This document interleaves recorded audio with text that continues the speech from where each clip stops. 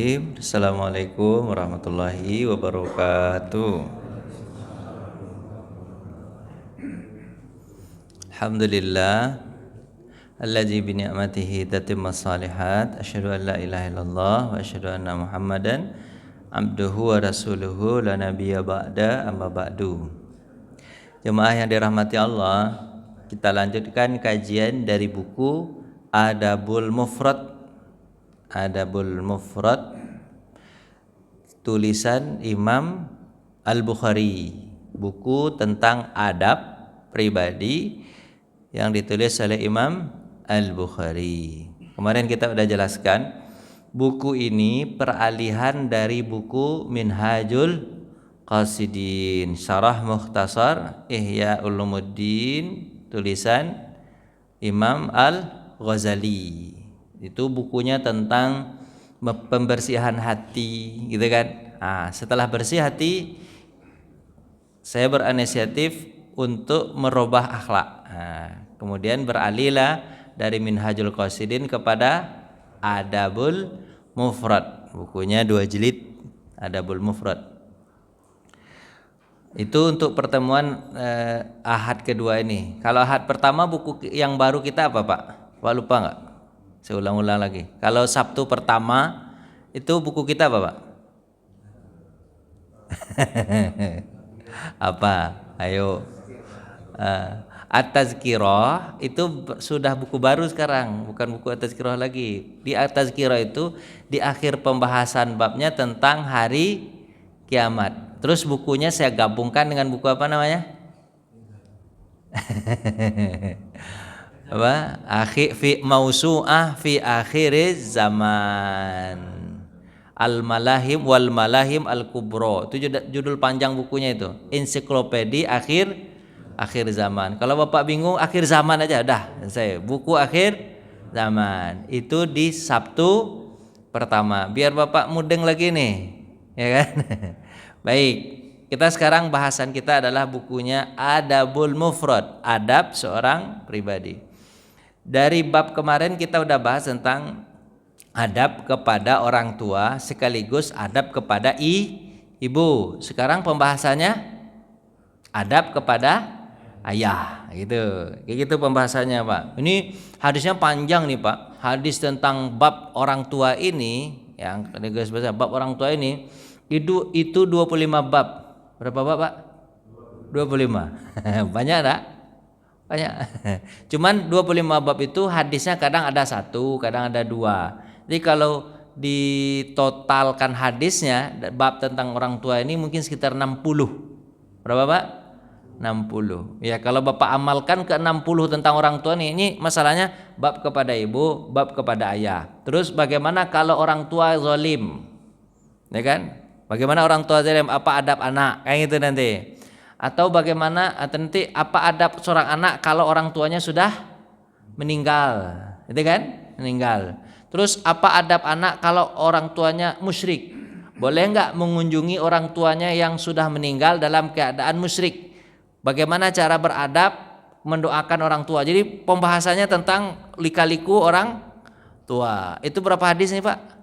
60. Tapi dibuat dalam bab 25 bab. Satu bab itu kadang ada 1 hadis, kadang ada 2 hadis, gitu, Pak ya. Sebenarnya bukunya ini buku hadis sebenarnya, Pak. Buku Adabul Mufrad ini buku apa, Pak? Hadis. Jadi Bapak akan disuguhkan terus dengan apa? Hadis, tapi isinya tentang adab. Gitu, Pak ya. Baik. Sekarang adab kepada siapa nih, Pak? Ayah. Oke, hadisnya sama, Pak. Jadi berarti Bapak bisa ngulang nih, hadis tentang ibu sama tentang ayah kemarin, hadisnya ini juga hadisnya. Cuman yang kita ambil ininya apa namanya, Pak? Topik bahasan kita yang di kata terakhir ini. Apa itu, Pak? Abaka kan itu. Dari Abi Hurairah. Dari Abu Hurairah berkata, "Qila." Orang bertanya kepada Nabi, "Ya Rasulullah, wahai Rasul, man abar, siapa yang harus aku berbuat baik?" Qala ummuka, kepada siapa, Pak? Ibumu. Summa man, kemudian siapa lagi setelah ibu? Apa kata Rasulullah? Ibumu. Terus siapa lagi setelah ibu? Apa Pak? Ibumu 3 kali ya Pak ya. Nah, pemahaman hadis 3 kali ini tentang ibu. Ibu itu mengandung. Habis ibu itu apa? Melahirkan. Ibu itu apa? Menyusui. Nah, dia itu lebih 3 kali ketimbang ayah. Terus pembahasan hadis ini tentang masalah yang kecil-kecil itu dahulukan ibu 3 kali lebih dahulu daripada ayah. Misalnya apa Pak? Untuk ngambilin minum, berbarengan ini perintahnya. Ibu sakit, ayah juga sakit, sama-sama terbaring. Terus perintahnya berbarengan nih, perintah ibu dengan perintah ayah. Bapak sendiri cuma, dia bilang apa? Nah, ambilkan air. Tangan bapak cuman 2 cuman. Kalau 2 berarti bisa dibawa langsung kedua-duanya Pak. Terus gimana itu cerita itu? Atau tangan bapak cuma 1, nah itu aja lah intinya. Cuma 1 tangan bapak, yang satu lagi tak kemana enggak tahu. Nah, 1 tangan bapak. Kepada siapa yang bapak harus kasih air dulu? Ibu. Sampai ibu 3 kali atau 3 kali teguk ibu baru pindahkan ke ayah. Untuk masalah kecil, kata siapa Pak? Kata ulama. Tapi kalau masalah besar tetap ayah menjadi nomor 1-nya. Misalnya apa? Masalah nikah.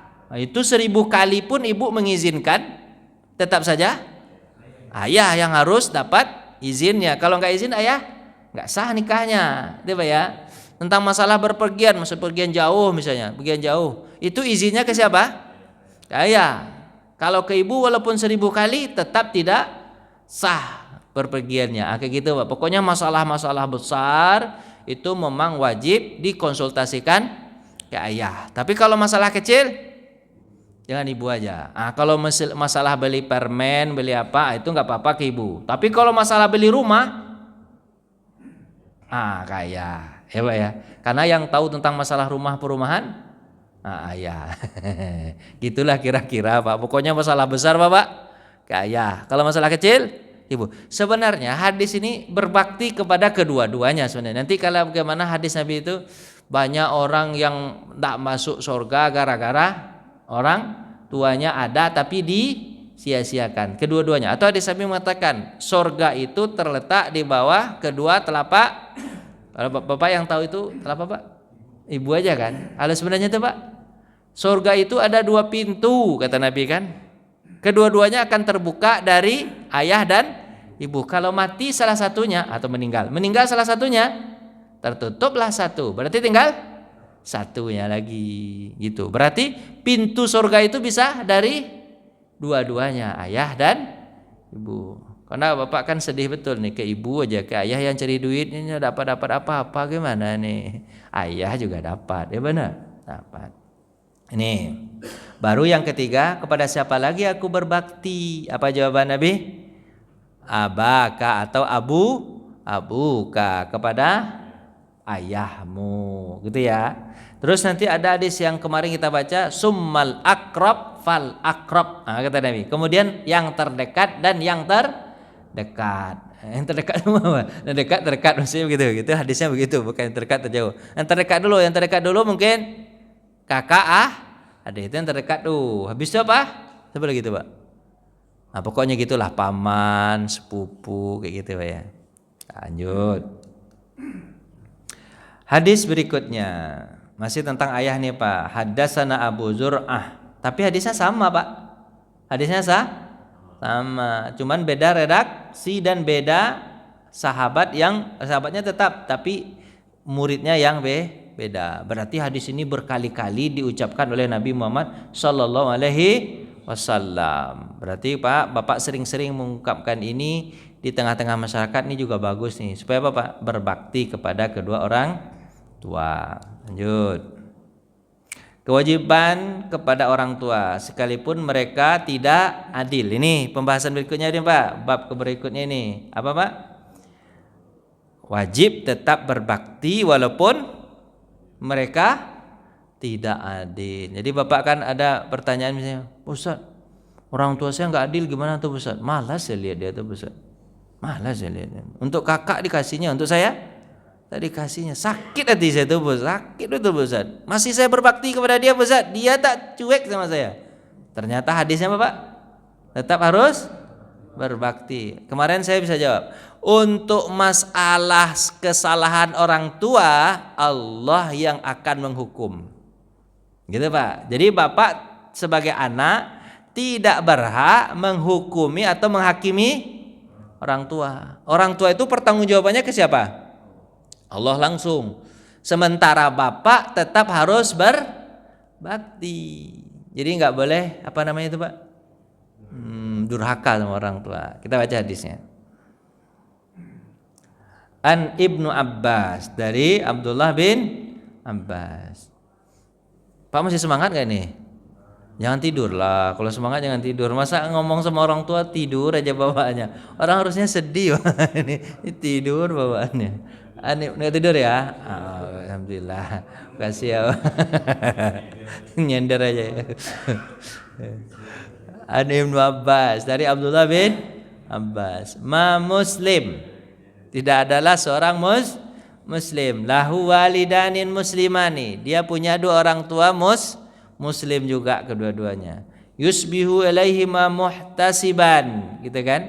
Dia punya kedua orang tua keduanya yang mentaati. Muhtasiban itu artinya kedua-duanya juga mentaati Allah Subhanahu wa taala. Terus illa fatahalahullahu babaini, kecuali kalau dia berbakti Allah akan bukakan dua pintu. Pintu apa yang dimaksud? Pintu surga. Minal jannah. Pintu apa?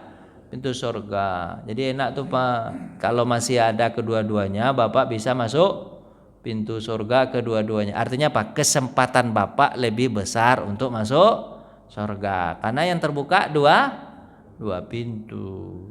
Terus wa in kana wahidan fawahidun, kalau meninggal satunya berarti sisa satu. Wa in aqdaba ahaduhuma, kalau salah seorang saja yang marah, itu katanya. Kalau salah seorang saja yang marah, misalnya bapak marah. Biasanya kalau ke ibu kan bapak-bapak sayang kan, anak saya sayang. Kalau ke ayah biasanya cuekin ayahnya kan, marah ayahnya. Kalau salah seorang marah, lam yardallahu anhu hatta yarda'an, Allah tidak akan meredoi juga sampai yang satu itu pun redo. Jadi Pak, kalau Bapak cuma dapat redo ibu tapi tidak dapat redo ayah, Bapak dapat keredaan Allah enggak? Enggak. Bapak bilang udah cukup lah satu ini ibu. Ayah tuh dulu pas ketika dia masih kuat, dia nikah lagi satu lagi. Benci saya lihat, ya cukup sama ibu aja saya sayang. Sama ayah enggak usah lah, kan gitu. Tetap Bapak tidak mendapat keredaan Allah. Begitu kita sebagai seorang anak. Kan banyak kasus gitu nggak Pak? Ke ibunya sayang dia, ke ayahnya benci dia. Kenapa ayahnya ke ayahnya benci? Ayahnya nikah lagi, sakit hati dia. Ada nggak gitu? Nah, kadang-kadang itu andil dari istri agar anak benci kepada ayahnya, kan itu andil dari istri, ya kan, andil dari istri. Tidak boleh anak itu nanti jadi tidak diredoi Allah walaupun hanya mendapatkan satu ridho dari ibunya. Enggak bisa. Harusnya seorang ibu begitu, dia harus tahan diri. Kalau masalah kasus dia nikah lagi, benci Bapak Ibu, itu serahkan hukumannya kepada siapa? Allah. Serahkan. Dia menyia-nyiakan segala macam, serahkan hukumannya. Yang anak tetap harus berbakti kepada orang tuanya. Itu hadis Nabi. Wa in zalamahu, kata Nabi, walaupun dia zalim sekalipun. Zalim, udahlah nikah lagi habis itu tak kasih nafkah lagi, hidup sendirian.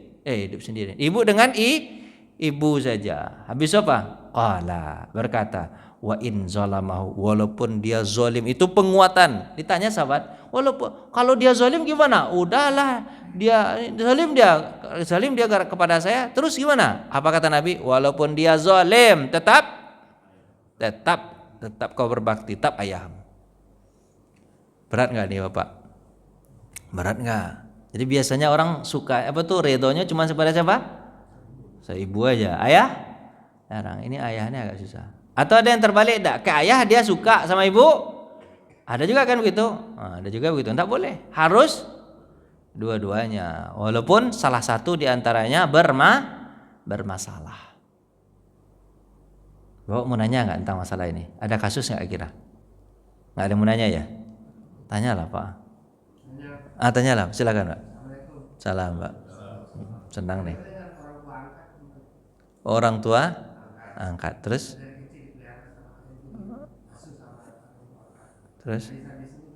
oh baik. Bapak baca doa ini enggak Pak? Rabbighfirli warhamni Bapak Rabbighfirli wali walidayya warhamhuma kama rabbayani shaghira kan itu. Rabbighfirli apa artinya Pak?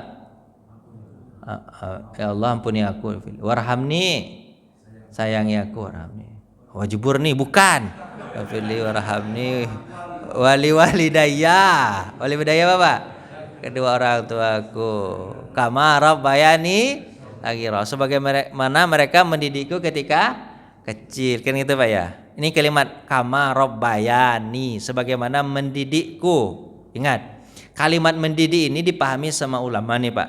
Apa itu? Mendidik itu enggak harus orang tua kandung. Orang tua angkat pun bisa. Yang penting dia mendidik. Guru pun bisa. Yang penting dia mendidik. Dia dapat doa itu. Kalau orang tua setelah dia melahirkan, anak dilahirkannya habis apa? Tidak dia didik, dapat doa itu enggak dia? Enggak dapat. Kenapa? Kalimatnya apa? Rabbayani sebagaimana mereka mendidikku ketika kecil. Jadi kalau orang tua habis dilahirkan dibuang anaknya. Anaknya tetap berbakti kepada dia, tapi ketika anaknya berdoa, yang dapat siapa? Yang didiknya.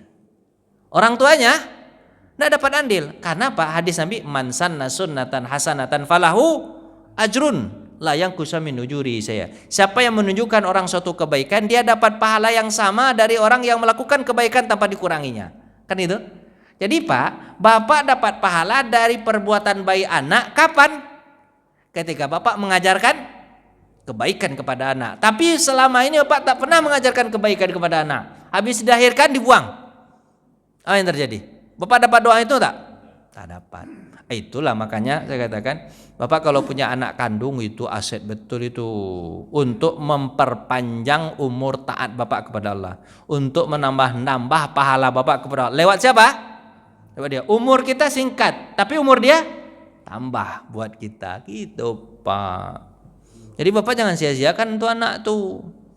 Jangan sia-siakan. Dididik baik. Dididik baik. Gitu.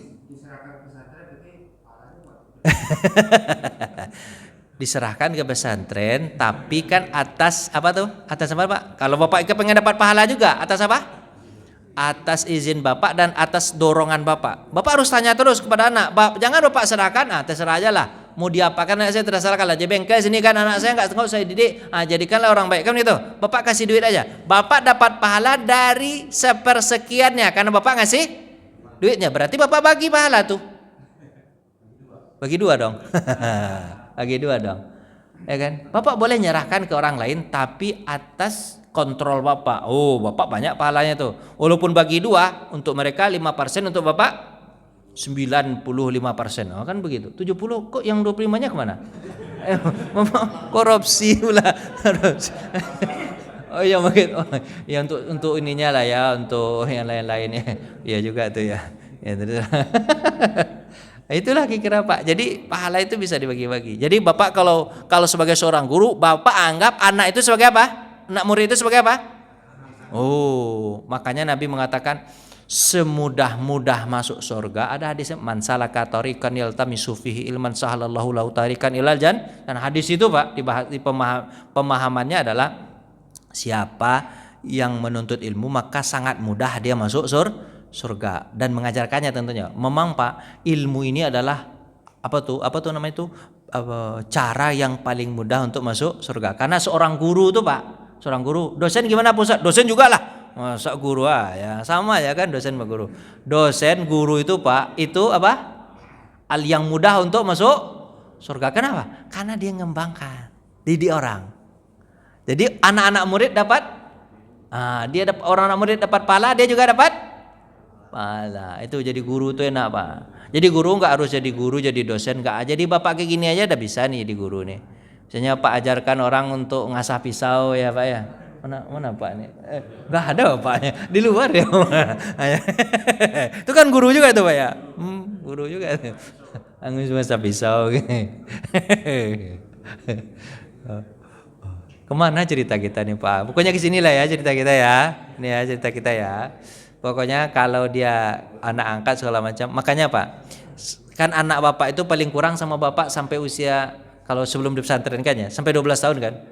Maka kesempatan baik itu jangan bapak sia-siakan. Misalnya nih Pak, paling kurang kata ulama, paling kurang Al-Fatihah anak tuh bapak sendiri yang ngajarin, bukan kepada guru TPA.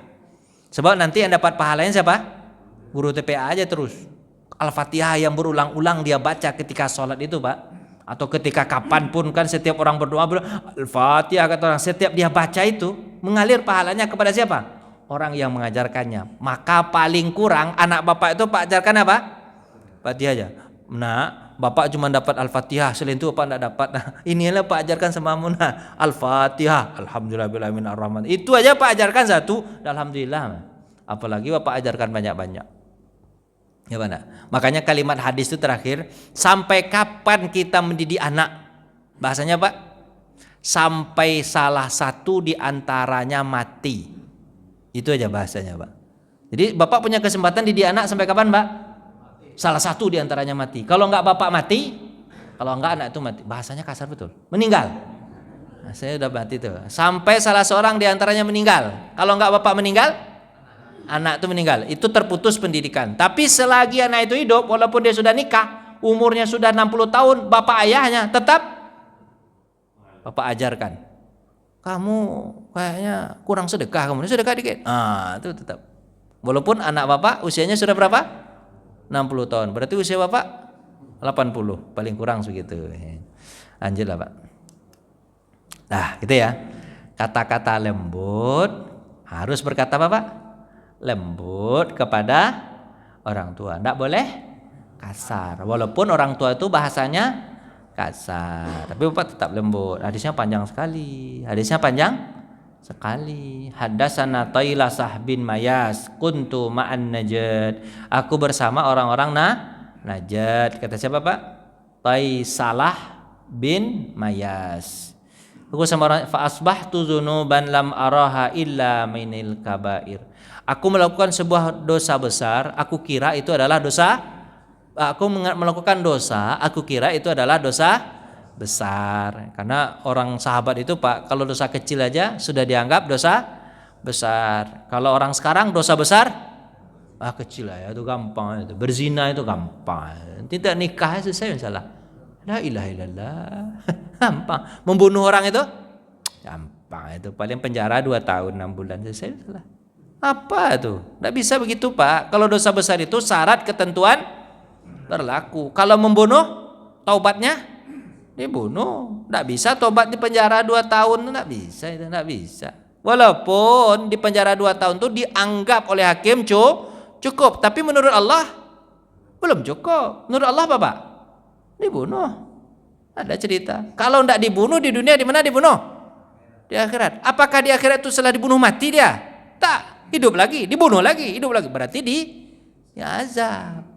Makanya Bapak jangan ada bercita-cita membunuh. Tak ada, jangan. Hilangkan dari pikiran itu pembunuhan itu, jangan. Apa kata Nabi Muhammad? Kalau Bapak tak suka sama orang, tahan mulut, tahan tangan. Tak suka sama orang Bapak, tahan mulut. Habis itu Pak, tahan tangan. Itu kata Nabi Muhammad. Dan menjauh. Apa kata Nabi? Menjauh. Kecuali kalau Bapak membunuh dengan cara yang hak. Salah hak itu Bapak, perang gitu. Itu boleh tuh. Tapi kalau dalam kondisi tidak perang, tahan mulut, tahan tangan, menjauh. Habis itu Bapak menjauh. Karena kalau Pak lihat dia, Bapak lihat juga dia gimana Pak? Sakit hati Bapak. Daripada sakit hati, menjauh. Menjauh itu lebih baik daripada memukul. Kayak gitu caranya. Ini banyak orang sakit hati saya kalau tidak saya bunuh, tidak lepas sakit hati ini. Tidak boleh bunuh orang. Setan itu. Paham Bapak begitu ya? Mudah-mudahan janganlah bunuh-bunuh ya, takut kita. Terus fazakartu zalika li Ibnu Umar. Aku sampaikan dosa yang kulakukan itu kepada siapa? Abdullah bin Umar. Ini Abdullah bin. Jadi kalau bertanya kepada orang yang ahli, menurut dia dosa besar. Tanyakan kepada ulamanya, ini dosa besar enggak? Terus mahiyah. Apa itu? Nah, terus Abdullah berkata, apa dosa itu? Qultu kaza wa kaza. Aku sebutkan ini dan itu. Ini hadis ini Pak. Dosa itu enggak harus Pak? Dibuka. Ini hadis ini kalau seandainya Ibnu Umar bisa membuka enggak Pak? Apa yang diceritakan sama orang itu bisa enggak Pak? Bisa aja. Cuman dosa itu kalau bisa ditutup aja. Maksudnya gini Pak ya. Dosa mana yang ditutup nih? Ini hadis Nabi tentang apa tuh? Man satara musliman satarallahu lahu anhu fid dunya wal akhirah. Siapa yang menutup aib orang Islam, maka Allah akan tutup aibnya dunia dan akhirat. Itu bahasa hadisnya kan gitu ya. Jadi Pak, kalau ada orang melakukan perbuatan dosa, lihat orangnya. Lihat apa? Lihat orangnya. Kalau orangnya itu aslinya baik, kemudian tersalah. Nah, itu Pak. Aslinya apa Pak? Orangnya baik, kemudian dia melakukan kesalahan. Maka orang yang seperti itulah yang Bapak tutup aibnya. Tapi kalau orang yang sengaja memperlihatkan dosanya kepada orang ramai, apakah Bapak harus tutup? Jawab Pak. Dia melakukan perbuatan dosa dibiarkan pada orang ramai, apakah Pak tutup? Disering apa ya? Pak, kalau dia sengaja memperlihatkan dosanya kepada orang lain, tidak usah ditutup, buka aja sebagai contoh. Misalnya dia omong kasar, suka ngomong kasar. Bapak seperti di anak apa? Nah, jangan seperti Sanu ya, maunya kasar. Langsung aja tunjuk dia. Itu enggak harus ditutup Pak. Kenapa? Karena dia mujaharah namanya. Apa mujaharah Pak? Menampakkan dosanya, itu enggak harus tutup. Satu lagi, kalau orang itu menzalimi orang lain, membahayakan orang lain. Misal maaf nih Pak, dia nginjam duit. Setiap minjam enggak dibayar. Terus ada datang teman Bapak ke Bapak, Pak, si Anu minjam duit sama saya. Berapa pinjamnya? 1 M. Banyak betul. Bapak harus buka itu. Oh, si Anu kalau dia minjam duit susah. Sama saya sudah 50 M tadi bayar mereka. Banyak betul duit Bapak berarti. Mohon. Jadi jangan dipinjamin, bahaya kemudian nanti. Membahayakan orang maka boleh membuka aibnya. Itu Pak. Jadi Bapak jangan baca hadis siapa yang menutup seorang aib muslim dia dapat ditutup sama yang siapa. Kalau yang berdosa itu Ustaz Roni Dayat karena dia adalah Bapak kan saya orang baik kan? Contoh orang baik kan? Kalau orang baik, Bapak saya ini bisa melakukan kesalahan enggak Pak? Bisa enggak? Bisa selaku manusia. Bapak wajib tutup. Kenapa? Hikmahnya kemungkinan dia bisa taubat. Bisa jadi dia tersalah. Kemudian dia tobat. Jangan Bapak buka dulu. Kalau Bapak buka dulu, dia nanti tersebar. Habis itu gimana? Di mana ditaruh mukanya? Makanya Nabi mengatakan, kalaulah Allah membuka aib kalian masing-masing, pasti kalian tidak akan bisa duduk berdampingan. Kenapa Pak? Kan Bapak ini dibuka sama Allah. Bapak ini gara-gara apa nih? Ditutup sama Allah. Coba kalau nggak dibuka sama Allah, gimana nih Pak? Malu. Itu malu kan? Sebutlah dosa Bapak, apa dosa Bapak? Sebutlah. Kan nggak mau kan? Kan nggak usah dibuka. Tutupin aja. Itu Pak. Siapa? Orang yang boleh dibuka aibnya Bapak? Yang membuka aibnya sendiri. Habis apa? Yang ditakutkan menzalimi orang lain. Nah itu yang dua itu Bapak harus apa Pak? Harus dibuka aja. Dosa ghibahnya nggak ada di situ. Nggak ada di situ dosa ghibah. Dosa ghibah itu dari orang baik. Sementara orang yang tak baik tak ada dosa ghibah di situ. Karena dia membuka.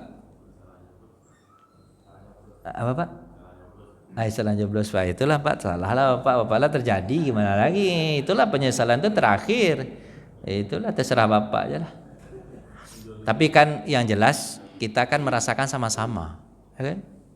Jeblos saja lah, sama-sama kita rasakan. Lanjutlah Pak. Kultu, aku jangan kesana Pak. Jadi saya nggak konsentrasi jadinya. Kultu kaza wa kaza. Apa tuh Pak? Dosaku ini dan Itu.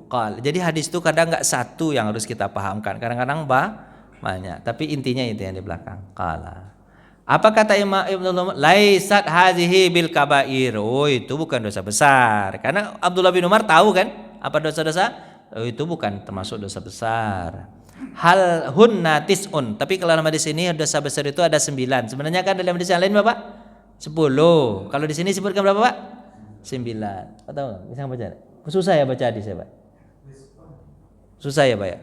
Atau langsung ke artinya aja? Nah, hadisnya gaya-gaya dikit hadis Pak ya. Nah, kalau artinya itu ya. Pertama yang dosa besar itu al-isyraku billah. Apa itu Pak? Menyekutukan Allah itu dosa besar. Sudah jelas ya? Wa qatlun nasmah, membunuh orang yang tidak salah, dosa besar. Firaru minazahfi, lari dari medan perang. Dari medan perang itu kan sama membunuh orang. Bahwa orang maju dia mundur belakang itu kan membunuh orang tuh. Membunuh itu dosa besar juga itu. Terus apa Pak? Qazful muhsanat, menuduh orang baik berbuat zina padahal dia orang baik. Aklur riba, makan riba itu bahaya juga itu Pak, membunuh orang itu. Riba itu membunuh orang itu. Benar enggak Pak? Neraka itu. Aklur riba berat itu Pak. Tapi kalau kita kan bagi kita kan aklur riba itu apa Pak? Dikit nggak masalah.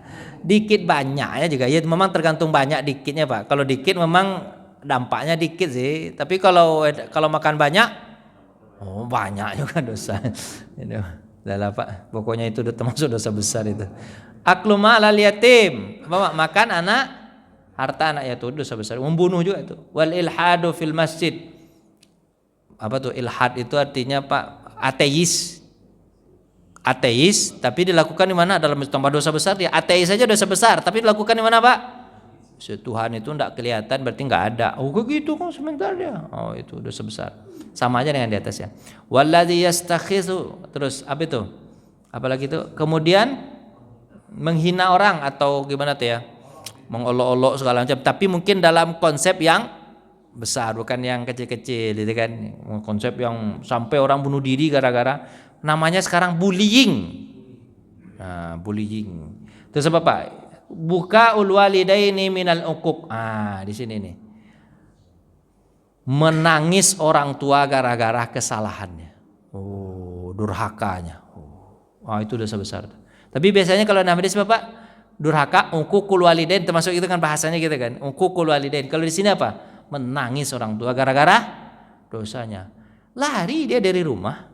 Sakit orang tuanya, anakku lari deh menangis orang tua itu Pak dosa besar itu. Bapak harus cepat-cepat minta maaf sebelum dia meninggal dunia ya kan. Menangis orang tua gara-gara apa? Bapak boleh membuat orang tua nangis. Ini ke pembahasan kita kan ini. Orang tua nangis tapi menangis terharu, bukan menangis sedih. Menangis bahagia. Bapak dapat gaji pertama, Bapak kasih ke orang tua, menangis ya. Kenapa mak menangis mak? Sedikit sekali. Nangisnya bukan terharu, ternyata Bapak sedikit sekali kurang. Enggak ada saya itu mah. Itu enggak ada saya, itu bercanda aja itu mah. Itu kan kita sudah berusaha berbuat, itu yang ada gimana lagi kan? Itu yang ada. Tapi Bapak boleh. Kalau Bapak dapat membuat orang tua Bapak menangis tapi menangis terharu, menangis karena senang, pahalanya besar. Pahalanya besar.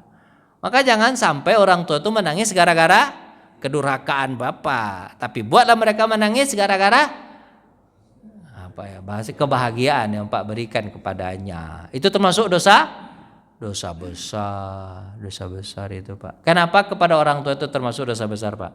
Masalahnya Pak, orang yang paling sayang di muka bumi ini dibandingkan orang lain tetap orang tua. Masa orang yang paling sayang kita durhakai? Benar nggak Pak? Istri Bapak sayang nggak sama Pak? Sayang ya. Alhamdulillah ya. Alhamdulillah. Istri keberapa? Oh ya ditanya. Janganlah begitu. Ya. Ibu-ibu marah dia kalau gitu Pak. Ya kan, istri kan sayang nggak Pak ya. Tapi jadi mantan istri bisa nggak? Bisa. Tapi mantan orang tua mana bisa. Orang tua itu tak ada mantan. Tapi kalau istri bisa putus hubungan. Betul kan? Jadi Pak, pokoknya begitulah. Kalaupun istri sayang sama kita, tapi sebenarnya orang tua pun lebih sayang kepada kita. Sebenarnya begitu Pak nak. Jadi kita nggak boleh menyia-nyiakan kasih sayang itu. Lanjut aja Pak. Qala li Ibnu Umar, berkatalah kepadaku Ibnu Umar, atafraghun nar, apakah kamu ingin masuk neraka gara-gara kudurakaanmu itu? Ingin masuk neraka enggak? Ditambah semua. Masuk neraka enggak? Menangis dia Unda. Wa tuhibbu an tadkhula jannah, atau masuk surga? Ya, kepengen masuk. Orang bertanya gitu. Terus apa kata Ibnu Umar? Wallahi, itu wallahi itu apa? Demi Allah. Nah, itu kata. Berarti apa? Senang dengan jawaban orang tadi. Senang dengan jawaban orang tadi. Disuruh masuk neraka? Enggak mau. Suruh masuk surga? Mau. Habisnya Pak? Itu apa Pak? Senang. Wah, gitu. Oh, itulah Pak saya. Nah, wallahi tapi demi Allah ini bukan sumpah ini Pak, untuk penguatan. Penguatan ya, bukan sumpah. Terus apa Pak? Qala ahayyun laliduk. Apakah orang tuamu masih hidup? Masih hidup orang tuamu? Kata siapa? Ibnu Markultu. Aku menjawab, kata dia. Indi ummi. Aku masih punya ibu. Qala fa wallahi, demi Allah, lau alanta lahal kalam, kalau kau lembut ngomong. Jadi duit tak ada nih. Ternyata orang miskin dia Pak. Kalau harusnya kan kalau ada duit bilang apa? Kasih duit, kan gitu kan? Kasih duit, kasih apa saja yang kau punya. Ternyata Ibnu Umar tahu nih orang ini tidak punya duit nih. Terus dia bilang apa Pak? Alantalahal kalam. Kalau kau lembutkan ngomong. Kalau orang tua tuh lembut ngomong, lembut tuh harus lembut Pak. Walaupun aslinya Bapak orang nanti rasis pula. Apa orang Medan misalnya kan, bahasanya keras begitu. Kalau ke orang tua lembut kan. Hampir-hampir tak terdengar sama dia. Tadi. Gitu makanya lembut Pak ngomong tuh. Terus apa? Wa at'am taha ta'am. Ternyata dia punya. Berikan makan. La tadkhulannal jannata, pasti kamu akan masuk surga, majtanabatil kabair, selama engkau menjauhi dosa besar. Jadi Pak, kepada orang tua itu Pak ternyata bisa memudahkan orang untuk masuk surga. Apa itu Pak? Hanya apa Pak?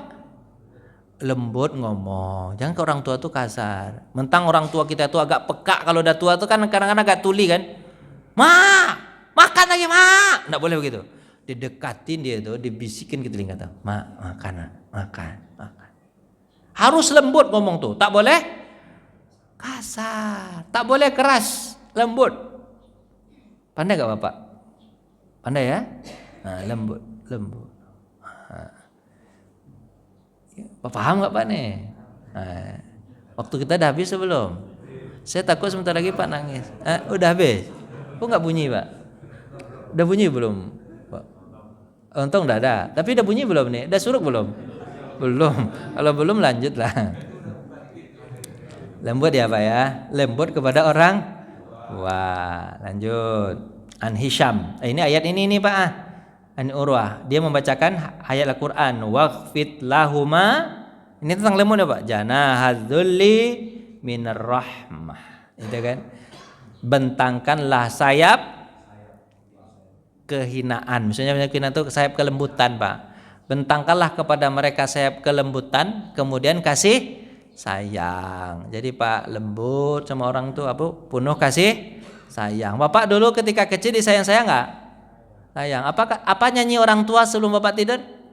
Nina Bobo. Bapak bukan Nina namanya. Ya kan? Nina Bobo. Kalau tidak Bobo gigit nyamuk. Berarti ketika itu banyak nyamuk pas nyanyi ini cerita. Sekarang udah nggak ada, ya kan? Udah nggak ada. Bapak juga harus berlaku seperti itu ke orang tua ketika dia sudah tua. Pak Nina Bobo kan juga Nina, tapi mau nggak orang tua digituin Pak? Nggak mau dia kan. Nah, pokoknya Pak lembut-lembut lah. Bapak digituin dulu ketika kecil, maka ingat Bapak harus menggituin juga waktu berbuat baik juga kepada orang tua ketika dia sudah tua. Itu harus berbalas begitu. Tapi orang tua mau nggak Pak begitu Pak? Nggak mau di Nina Bobo ini ya. Qala la tamna'in minasyai ahabbahu. Pasti kamu tak terhalang sedikit pun dari kasih sayang Allah. Kalau kamu baik kepada orang tua, pasti kamu tidak akan Allah halangi dari kasih sayangnya. Gitu, Pak. Itu. Ya, udah ya, Pak ya. Lanjut. Saya kalau lama-lama nih nangis ntar lagi nih. Enggak usah lah. Ini ada amak saya juga di sini, takut saya nangis nih. Ketahuan nih. Nah, terus membalas orang tua. Membalas apa, Pak? Kasih sayang. An Abi Hurairah. Ini Nabi sallallahu alaihi wasallam la yajziya waladun waladihi illa ayajida mamlukan fayastariyahu fayu'tiqahu. Cara membalas orang tua gimana, Pak? Tidak bisa kalian membalasi orang tua. Membalasi apa, Pak? Membalasi kebaikan orang tua? Enggak akan bisa. Kata siapa, Pak? Kata Nabi sallallahu alaihi wasallam. Illa, kecuali, ada kecualinya. Kemungkinan ini bisa, kata Nabi. Kemungkinan ini bisa dianggap membalas. Apa itu? Engkau dapatkan orang tuamu dalam keadaan budak. Dia jadi apa? Jadi budak. Terus apa? Kamu beli, kamu merdekakan. Ada nggak bapak orang tua bapak jadi budak, bapak kemudian beli kemudian merdekakan? Budak itu kan apa namanya, Pak? Bukan milik kita, tapi budak milik orang lain dan itu sama hampir mirip dengan bapak barang kan itu. Bapak mendapati orang tua bapak dalam keadaan itu, kemudian bapak beli, habis itu bapak merdekakan. Itu disebut bapak baru hampir disebut apa? Misalnya gini, maaf. Kayak mungkin kalau kiaskan di sini, misalnya bapak dulu diberikan kehidupan oleh orang tua, diberikan bapak kehidupan oleh orang tua, maka cara bapak bisa membalasinya gimana caranya? Berikan dia kehidupan. Kira kondisi orang tua ketika itu apa kita kira, Pak? Kira gimana kira? Contohnya kondisinya, Pak? Bapak kan diberikan kehidupan, habis itu bapak berikan dia kehidupan. Kira apa kondisi orang tua kira-kira, Pak? Susahnya gimana, Pak? Miskinnya gimana? Pokoknya udah mau mati orang tua bapak. Itu habis itu apa? Pak berikan kehidupan. Itu mungkin bisa. Itu kata Nabi mungkin. Tapi kalau kita baca hadis yang lain itu, Pak, hadis yang lain itu banyak. Ada di sebenarnya hadisnya. Nanti kita baca nih. Sampai satu erangannya pun apa, Pak? Ini hadis ini. Kalian tidak akan bisa apa, Pak? Aku mendengarnya nih. Langsungnya Sa'id bin Burdah, aku mendengar ayahku berkata bahwa Ibnu Umar melihat seorang laki-laki Yaman berkeliling di rumahnya sambil menggendong ibunya di punggungnya sambil berkata, sampai kayak anak-anak kecil, mungkin ibunya sudah mulai apa, Pak? Boleh pikun kali ya. Apa kata dia, Pak? Sambil gendong ibunya kayak anak dia. Akulah ontamu yang rendah hati, sambil nyanyi gitu, Pak. Bapak dulu ketika kecil dinyanyiin gitu enggak, Pak? Ayo main kuda-kuda, ayo main kuda. Ini bapak kuda. Gitu nggak bapak dulu ke anak bapak? Udah lupa bapak? Ayo dah tua betul bapak nih. Kan kita sama anak kita kan gitu dulu kan. Saya sama anak saya gitu. Ayo main kuda-kudaan. Naik dia kayak. Padahal udah dokter nih, Pak, dinaikin sama dia anak. Naikin, no. Ustaz saya sama orang tua kalau sama anak hilang ustaznya, Pak. Hilang ustaznya. Anak yang berani nginjak kepala ini anak, Pak. Kalau bapak coba nginjak kepala saya, marah saya ini. Anak saya boleh nginjak kepala saya, Pak. Itulah orang. Itu kan gitu kita kan ke anak kan, main kuda-kudaan kan. Ini anak yang jadi apa? Kuda bagi orang tua. Keliling rumah. Habis apa? Rendah hati apa? Menggendong ibunya di punggungnya sambil berkata, akulah ontamu yang rendah hati. Jika tungganganmu ketakutan, aku tak pernah memberikan kamu ketakutan. Kata siapa? Kata anak tadi sambil menggendong ayahnya. Terus lalu dia bertanya, Ibnu Umar. Ya, kata Ibnu Umar. Apakah ini sudah cukup? Aku berbakti kepada orang tua, aku menjadikan dia, aku berbakti seperti dia dulu apa? Berbuat baik kepada aku mengerjakan itu semuanya. Terus apa? Apa jawaban Ibnu Umar? Walau satu erangannya ketika dia melahirkan tidak bisa kau apa? Balas. Satu kali mengerang. Ibu-ibu kalau melahirkan berapa kali ibu mengajan, Bu? Berapa kali, Bu? Apa kata ibu? Bapak nggak pernah tahu, Pak, mengajan itu bahasa apa itu mengajan? Apa itu, Pak? Dari berapa kali itu kan? Apa kata ibu-ibu juga jawab, Pak Ustadz, kami tidak ada ngejan, Pak ya? Ngedan. Kami tak ada ngedan, Pak Ustadz. Kenapa? Kami disesar. Mana ada kami? ada ibu aja. Tapi kan sakit di sesar tuh. Berapa jahitannya? Ini bahasanya. Kalau bahasa kita, berapa jahitannya? Itulah apa? Satu jahitannya pun tak bisa kau balasin. Dari sikapmu menyerupai seperti kamu dulu disikapi. Nggak bisa. Satu kali aja nggak bisa. Kata siapa, Pak? Itu susahnya. Makanya, Pak, ke orang tua itu gimana ya caranya? Ya nggak bisa dibalasi gimana? Kita hanya bisa Bapak, bisa Bapak doanya, nggak bisa dibalas, nggak bisa dibalas. Makanya saya katakan sama Bapak, sejahat-jahat orang tua kita, sejahat-jahatnya orang tua kita, tetap kita harus berbakti karena satu erangannya, tak bisa kita balasi. Gimana ya cara ngomongnya? Kayak gitulah cara ngomongnya, bisa cuman begitu. Gimana Pak? Jadi Bapak kalau sudah menganggap Bapak dah banyak berbakti kepada orang tua, dah banyak berbakti, Allah masih menganggap belum. Walaupun orang tua itu sebenarnya Pak, saya sebagai orang tua juga kadang-kadang lupa juga Pak. Lupa bahwa saya juga pernah berbakti kepada anak. Karena kan kita membesarkan anak itu dalam keadaan penuh apa Pak? Penuh beban atau senang Pak? Bapak dulu membesarkan anak penuh beban atau senang Pak? Senang kan? Senang kan? Senang kan? Itulah bedanya orang tua kepada anak. Padahal itu beban kan? Sekarang coba balik. Anak ke orang tua. Anak ke orang tua. Kan kita dikasih makan. Kita ngasih makan orang tua contohnya Pak ya. Itu Bapak ngasih makan, ngasih segala macam itu. Bapak dalam keadaan senang seperti dia senang dulu membesarkan Bapak. Atau dalam kondisi rasa beban? Serius? Alhamdulillah.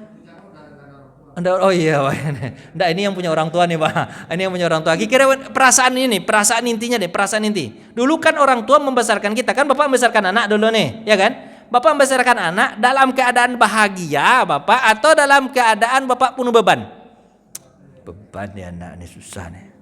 Terbalik sekarang, sekali. Bapak sebagai siapa nih? Bukan, Bapak sebagai anak.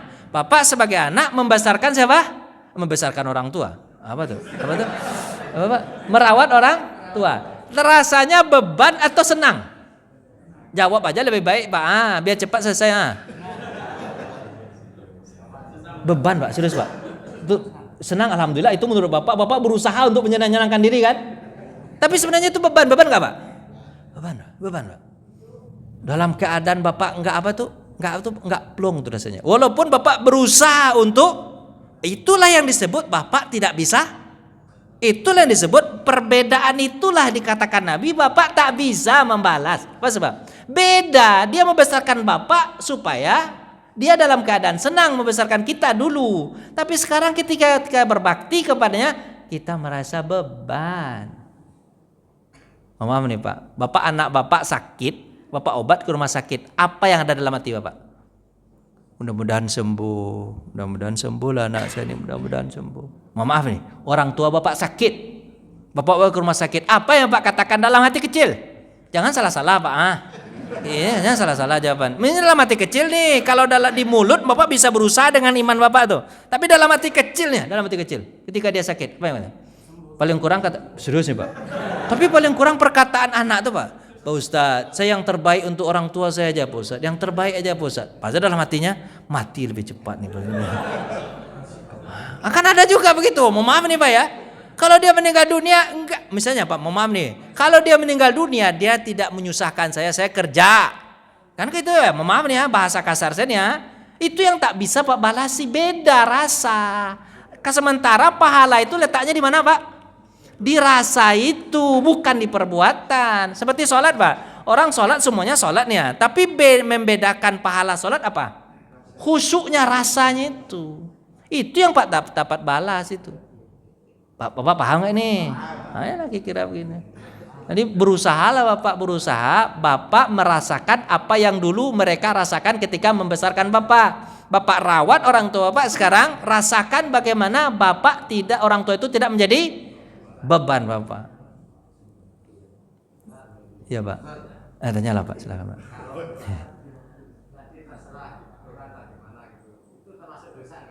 Dosa enggak Pak. Cuman kan walaupun Bapak kalau tak diungkapkan yang ada dalam hati ini Pak, itu dia bukan berupa dosa, itu manusiawinya Pak.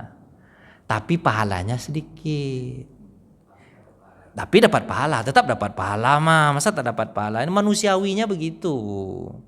Manusiawinya begitu, ya kan? Nah, itu tetap Bapak dapat. Tapi kalau Bapak ungkapkan, saya kayaknya cepat meninggal itu lebih baik. Itu baru dosa tuh, baru dosa tuh. Tapi kalau Pak banyak mengatakan yang terbaik aja lah Pak dokter, yang terbaik aja lah. Walaupun dalam hati Bapak bilang apa? Agak menyusahkan saya, kerjaan saya terhalang. Kan kalau orang tua sakit Pak, maaf nih, orang tua sakit, pekerjaan kita jadi terganggu nggak? Walaupun orang tua kita itu berusaha supaya dia tidak sakit. Kenapa? Orang tua itu sebenarnya tahu betul Pak. Apa yang dia tahu Pak? Kalau dia sakit nyusahin anak-anaknya. Kadang kebanyakan orang tua, ya Allah matikan aja nih cepatnya daripada nyusahin anak. Itu perasaan kita. Bapak jadi orang tua begitu nggak? Enggak begitu. Enggak juga. Iya begitu Pak. Saya jadi orang tua nih Pak, kepengen tidak nyusahin anak itu kita Pak. Kepengen tidak nyusahin anak. Cuma kan Allah belum menakdirkan kita untuk diambil. Masalahnya kan begitu. Tapi dalam perasaan kita, kalau bisa anak itu jangan susah gara-gara. Itu beda lagi itu kita itu dengan siapa Pak? Dengan siapa? Dengan sebagai bapak sebagai anak dulu. Beda tuh Pak. Itu yang tak bisa Bapak balas tuh. Silakan Pak Haji. Iya Pak Haji. Iya. Kita pengen kita meninggal itu jangan sampai berusaha nyusahin anak. Iya. Iya. Nah sekarang ada nggak riset atau apa namanya pengalaman gitu? Karena kan ada juga orang meninggal nggak lama-lama meninggal, sakit sebentar berapa jam meninggal. Bagus gitu meninggal. Ada orang berbulan-bulan sakit, kapan anaknya repot ngurusin segala macam ada begitu. Nah apa penyebabnya orang itu bisa meninggal itu tidak mungkin ada dikaji gitu, tidak nyusahin anaknya. Apa selama itu dia seperti apa kepada anaknya gitu, orang tua ini dulu kepada anaknya gimana, begitu dia meninggal dia mudah gitu. Kita nggak pengen menyusahin juga kalau kita mati kan itu bisa juga siap-siap semuanya. Iya, siap-siap dipanggil ini semua. Iya. Ada nggak amalan? Apa gitu yang menunjukkan orang itu mudah meninggal, nggak nyusahin keluarganya atau Iya. anaknya. Untuk masalah jawaban ini saya belum dapat jawabannya. Nanti sama kita cari apa ya, kita cari. Cuma paling kurang nih Pak ya, paling kurang Bapak sekarang sudah berdoa kepada Allah. Apa doanya Pak? Ya Allah mudahkan saya jadi meninggal dunia. Apa doanya itu kalau bahasa Arabnya Pak Haji? Apa tuh? Allahumma hawin alaina fi sakaratil maut. Mudahkan saya kalau mati. Jangan lama-lama, cepat aja lah, gitu kan? Cepat aja, jangan lama-lama. Tapi ingat, apapun yang ditimpakan kepada kita itu yang terbaik. Walaupun ada doanya diajarkan Nabi itu, Allahumma hawin alaina fi sakaratil maut. Walaupun itu udah doanya, habis itu Bapak tetap aja Pak, apa yang menimpa kita yang terbaik. Misalnya nih Bapak sakit lama, itu bisa jadi pahala buat Bapak juga memberikan pahala buat anak. Itu Pak ya. Ya, terus kalau Bapak cepat meninggal dunia itu mungkin lebih baik. Itu yang kita inginkan. Jangan lama-lama sakit. Itu Pak ya. Kalau lama-lama sakit itu Bapak susah, anak juga susah. Cukup ya Pak ya. Sudah dibuka sama Pak ini. Cukup. Terima kasih. Assalamualaikum warahmatullahi wabarakatuh.